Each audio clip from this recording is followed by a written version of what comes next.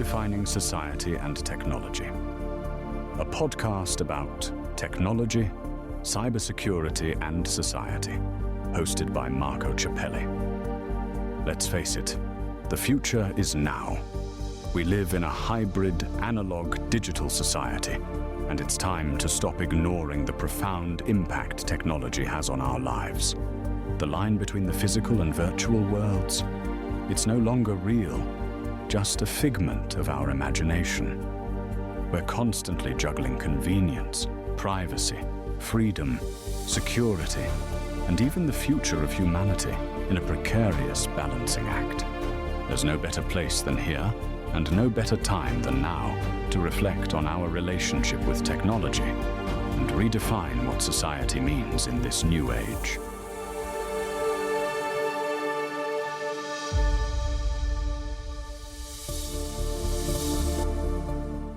Hello everybody, welcome back to another episode of Redefining Society and Technology podcast with me, Marco Ciappelli.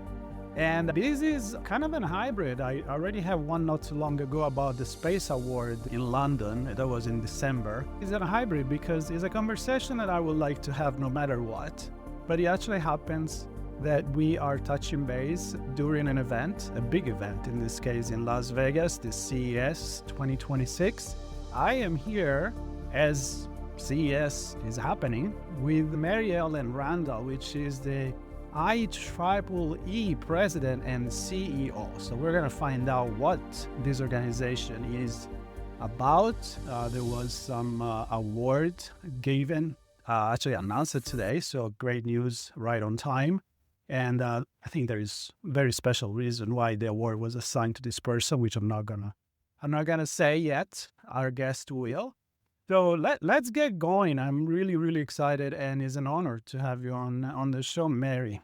How are you? Thank you. It's nice to be here.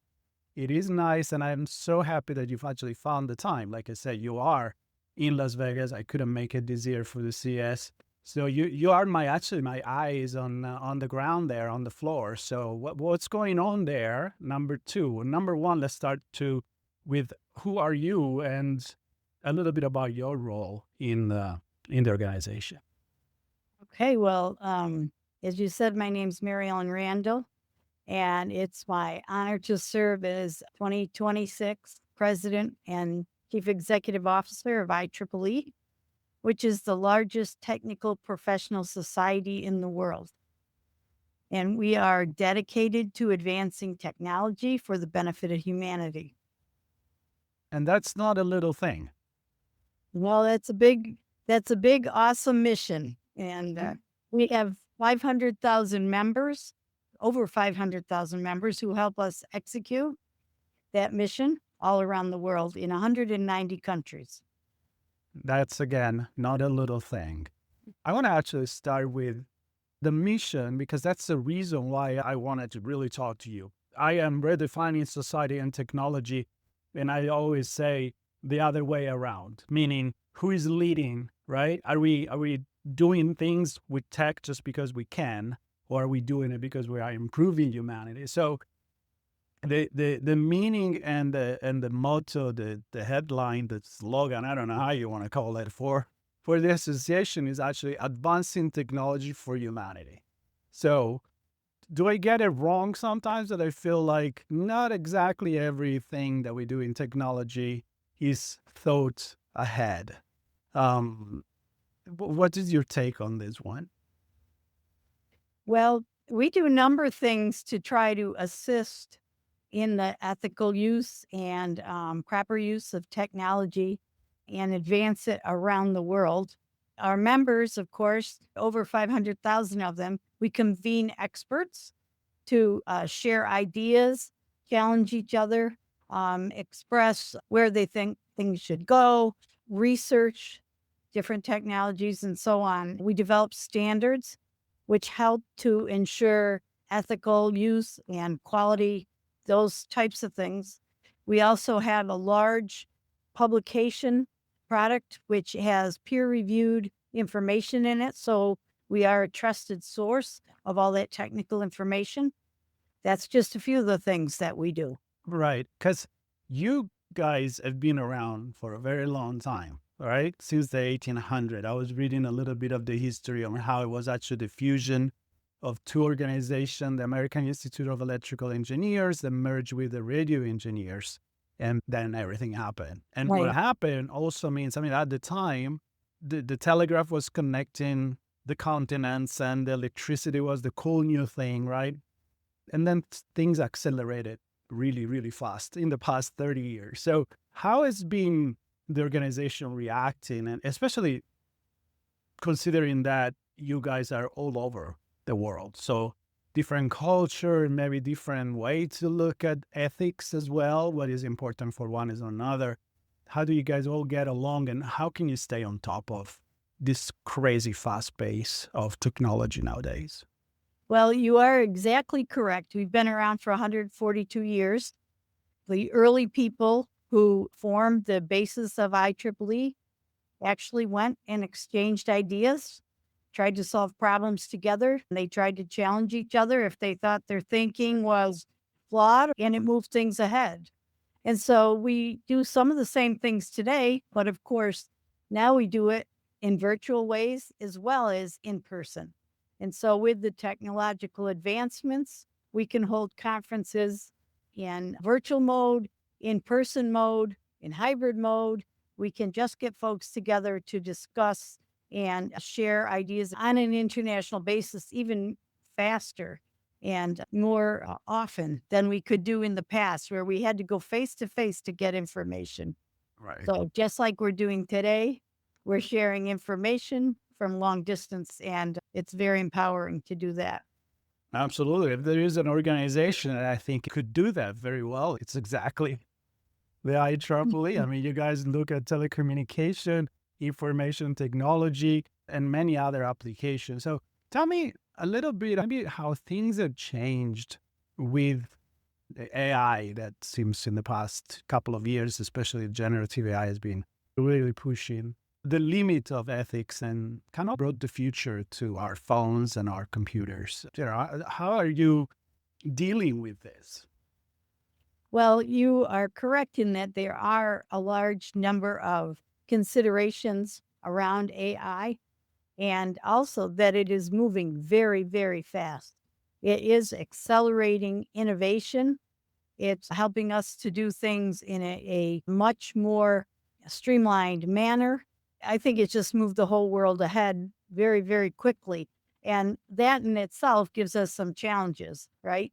But it also is giving us new insights into the world and accelerating things like drug discovery or even process improvements and, how you do your day-to-day chores and write your memos. And there's just so many ways that it is being used to help improve our lives. But we do have to be careful with it because we do need some guardrails on it. Our Standards Association, which is a part of IEEE, is very important and looking at AI from a number of perspectives. We do have a program called Certified, and it does help to make sure that people understand how to look at this ethically and how to act ethically with that. We're working on standards that help to remove bias and do all the right things with AI so that we can advance technology with it quickly. We're trying to stay ahead of all those issues. Things are moving fast, and it's going to be very exciting as we go forward in the next several years. Absolutely. Talking about AI, kind of want to prepare the next question, which is going into what you do every year, which you assign a Medal of Honor to someone that has been excelling, I guess, for a lot of reason into this field. And maybe you can bring me some example of who are the recipient in the year past and how giving this honor to someone helps actually to improve not only the organization, but hopefully our society as well. And please tell me who is the 2026 recipient as well. Well, I will tell you the 2025 was Yeah. Henry Samueli, right? The founder of Broadcom. So he was a recent winner. Mildred Dresselhaus was a winner several years ago, and she's called the Queen of Carbon. Vint Cerf was a winner, course, No. he's known for his internet protocols and so on. And Assad Madni was also a recent winner. And we have been giving the Medal of Honor since 1917. So it is a long tradition, over 100 years and over 100 winners that we have been celebrating. And we give the Medal of Honor for someone who has really impacted society with their inventiveness or the impact that their efforts have made in advancing society and impacting it to people. And so this year's Medal of Honor winner, as you know, is Drum roll. drum roll, right? Is founder and CEO of NVIDIA, which is Jensen Huang. And we announced it today and worked with him today. And we're very excited to have him as our winner. He has a beautiful career of innovation and is very influential in AI, and not just the hardware that he's been instrumental in developing, but also the ecosystem that NVIDIA is providing to enable AI advancement. All of that is so very important to bringing changes into the world. Because, I mean, let's get there. Because when you think about, I remember years ago, NVIDIA was for gamers, like was the card, the speed, and the memory you needed for game. And then now, of course, it's allows to do incredible things. And AI need that speed. But again, it's not just the technical aspect, like you said. The honoree has to actually has been doing something that has contributed to humanity, which is, it can go in different angles. So, I mean, tell me a little bit more what the justification is, if you can, for somebody like Jensen Huang, that of course everybody knows who he is, but maybe they don't know enough about all the things that you were mentioning in terms of really contributing to the infrastructure of our society, our technology. Right. Well, again, looking at the ecosystem that's been developed around the hardware, it really enables the AI to go into many, many different areas. So, for example, healthcare, you can make vast inroads there. And we mentioned a couple minutes ago about getting new drugs on a more accelerated pace, things of that nature. Autonomous driving and autonomy in general, factory automation, entertainment was another example. You can go on and on and on with how this can be applied, because the entire ecosystem is being addressed, not just the hardware.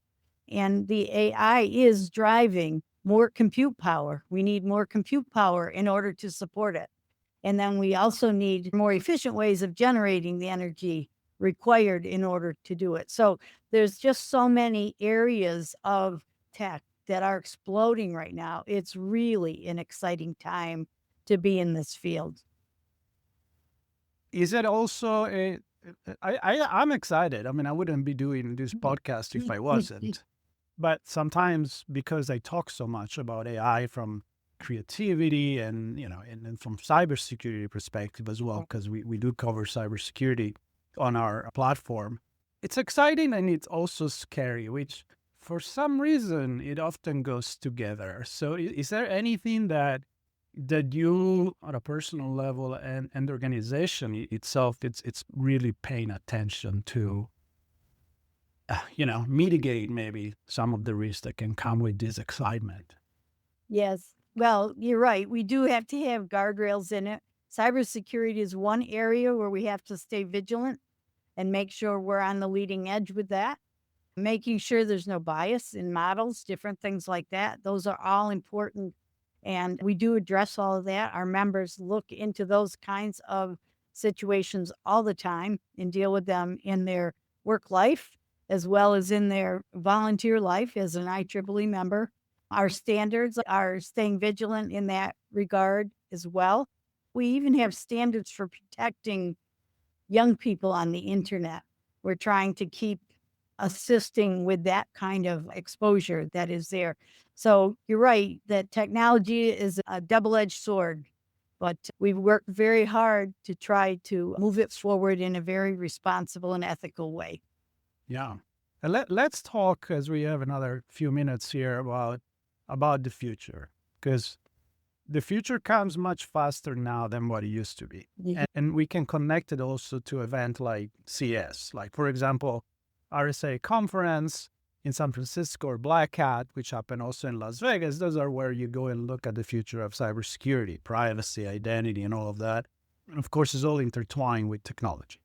CES, maybe Viva Technology in Paris in the summer, is where you go and look at the future. I mean, it's just crazy how even CES went from being electronics, maybe probably radio, like the first Medal of Honor, they were like for long distance radio, and turn it into everything that touched society. I mean, you're talking about technology in space, technology in agriculture, technology in healthcare, technology, wearable, everywhere, everything, communications and entertainment.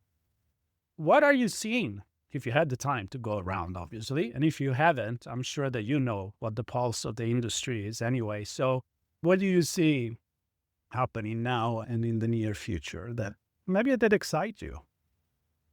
Well, I believe that we're in a time where innovation is exploding. And it reminds me of the stories from the Renaissance or from ancient Greece, where people got together, exchanged ideas. In the Renaissance, for example, painters worked with sculptors who then shared ideas with people who were interested in science and different things like that. And they used all these different intersecting disciplines to come up with really creative ideas and explosive growth. And I think we're in another time like that. And being in that kind of a time, I think that IEEE plays a very crucial role because we are the way to get together and exchange ideas on a very rapid scale. And so it's really important in my mind that we help everybody innovate and we lift all of our areas of expertise so that we're all innovating together, that we cross discipline so that, again, it's a societal kind of thing, systems engineering, different things like that help us to move ahead very quickly. And I believe that we're a facilitator or a catalyst in that regard. That's a role that we want to take. And I believe we have all the ingredients to do a great job at that. Any technology, and then I'll touch on the Renaissance because I'm from Florence, Italy. So when you talk about Renaissance, it really moved me. Any kind of technology beside AI that you're kind of excited about? Well, I think that's driving a lot of things. Like I mentioned, the increased need for data centers and computing power and all those kind of things. We need to figure out more sustainable ways to get energy, but also we need to get energy quickly. And that energy curve is right in IEEE sweet spot as well, because we have a number of power engineers in our organization and people who deal in that. We have people who are in the data center space. We have hardware and software development that are all IEEE members. We have application developers that are all IEEE members. We have researchers in 38 different technical societies.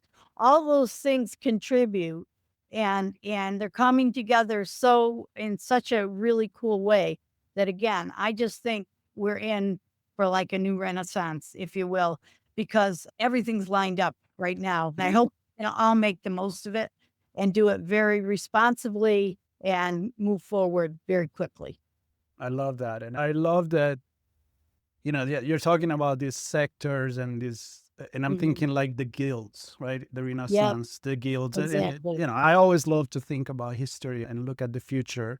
My brain is analog and digital at the same time. And I think that when people get into this industry and this profession like engineering, people that are inventors and computer scientists and mathematicians, whatever you want to say, I think they do it because they're driven by a real passion.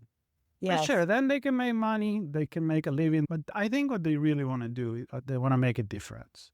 And so I think that having an organization like yours and having events like CES it's fundamental to actually pause for a second out as well and say, are we really doing the right things? Are we just driven by the money? Are we making decisions that are go live with the invention and in the updates, and then we'll fix it later, as sometimes they say about Silicon Valley? I think the real engineers, they probably do everything they can to think before. And that's probably why they also join. How can people do that? I mean, how can people join the organization? Can company as well do it, or is it only professional? How does it work? Like a call to action to people that are interested in being part of it. Individuals can go to IEEE.org and they can sign up right there.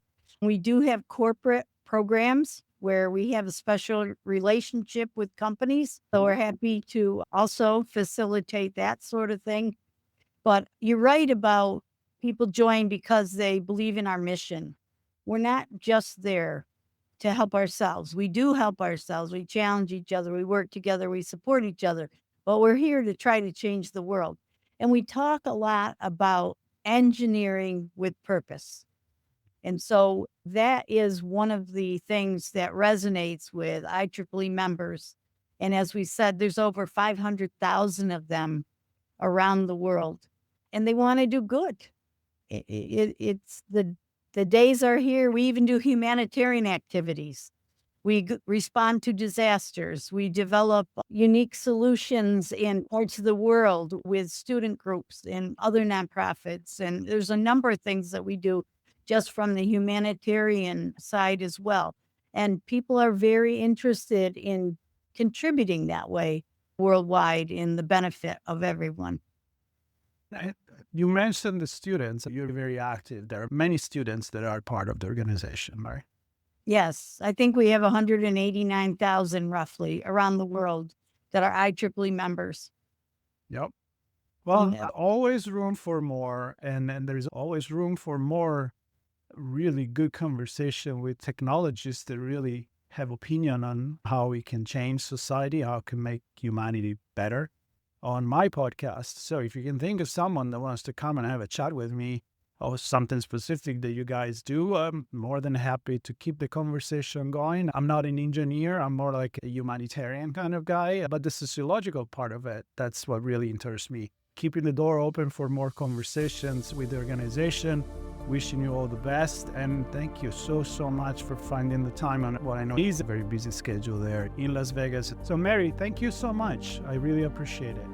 It's been a real pleasure, and I enjoy the social part of it, the social aspect of technology as well. So it was very interesting. Thank you so much. I love it. And everybody, stay tuned. We'll have more conversation even about CES with the organizers, and maybe look on the floor of what's going on over there. And of course, we'll talk about technology and society. I never get bored because anywhere I look, there is the connection right there.